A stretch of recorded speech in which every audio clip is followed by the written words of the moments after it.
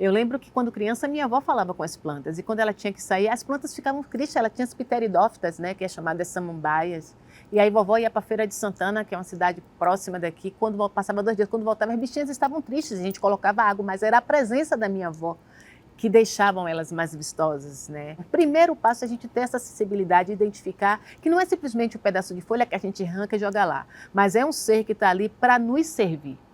Então, assim, no contexto da biologia, a gente sabe que toda a base alimentar de todo serviço é o quê? É o vegetal. Então, não é por um acaso. Então, essa energia que é capturada a partir das plantas, ela é transmitida para nós de alguma forma.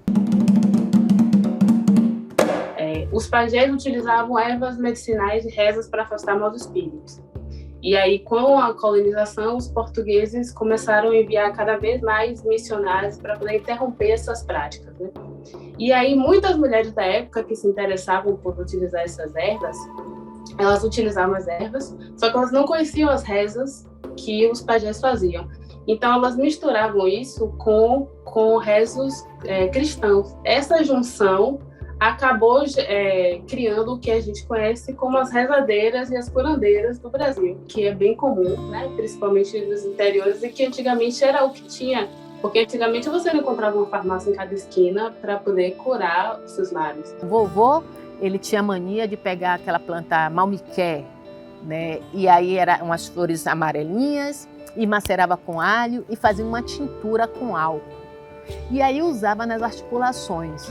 E aí depois, né, você entra na academia, aí a memória afetiva vai chamando aquelas práticas e você vai investigando as plantas e tal que usava naquela época e você chega à conclusão que a academia apresenta os princípios ativos daquelas plantas exatamente para aquilo que ele utilizava, né? São um princípio ativo antirreumatoides. Então, é um saber ancestral, é um saber que eles carregavam, sem ao menos ter ido para a academia. E como a gente não vai validar isso? Então, tudo veio dos povos tradicionais, né? Dos povos tradicionais africanos, dos povos tradicionais indígenas. Tudo vem desse ponto e converge para o que a gente conhece hoje.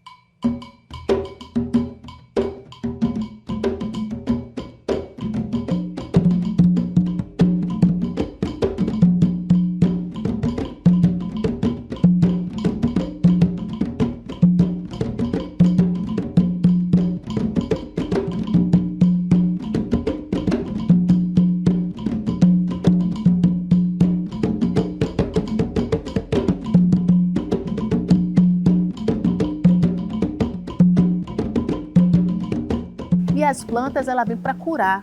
E ela não cura somente no âmbito físico. É um âmbito emocional, é o espiritual, ela acalma.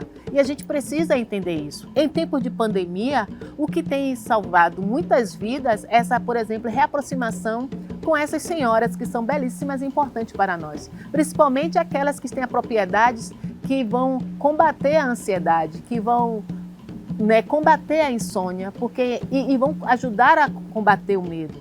Porque o que a gente percebe é uma população com muito medo, com a saúde mental e emocional comprometida. E como fazê-lo? E quando você mexe na planta, quando você sente o aroma da planta, essas virtudes terapêuticas elas vão trabalhando no emocional, porque, afinal de contas, as doenças são psicossomáticas. Para uma doença chegar a se manifestar a nível físico, ela primeiro começou, né, em outros níveis de entendimento e de estruturas que a gente tem para poder se manifestar no físico. As plantas, elas têm esse lugar de conforto, de acalanto, de ativação, né, dos hormônios, né, positivos da felicidade, do amor, né, e de estímulo do bem-querer, da autoestima. Então, tudo isso tá nesse contexto. E as plantas, ela vem nesse lugar.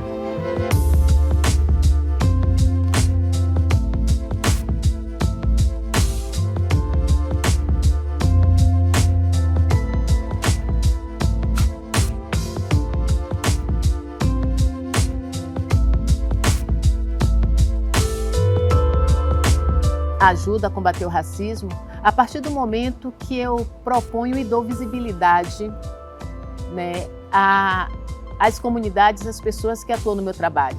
Hoje tem que ser a base da caneta e com estratégia intelectual para poder modificar essa história que está aí. Eu, dentro do meu trabalho, tento não dissociar a questão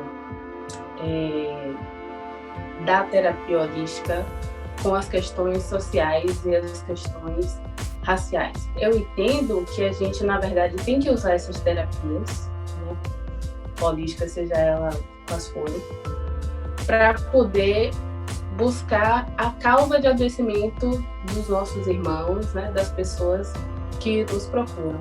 Essas práticas trazem instrumentalização. Elas não vão acabar com as dores, não vão acabar com as mazelas, mas vão fazer com que as pessoas se instrumentalizem, se potencializem nessa luta contra o racismo.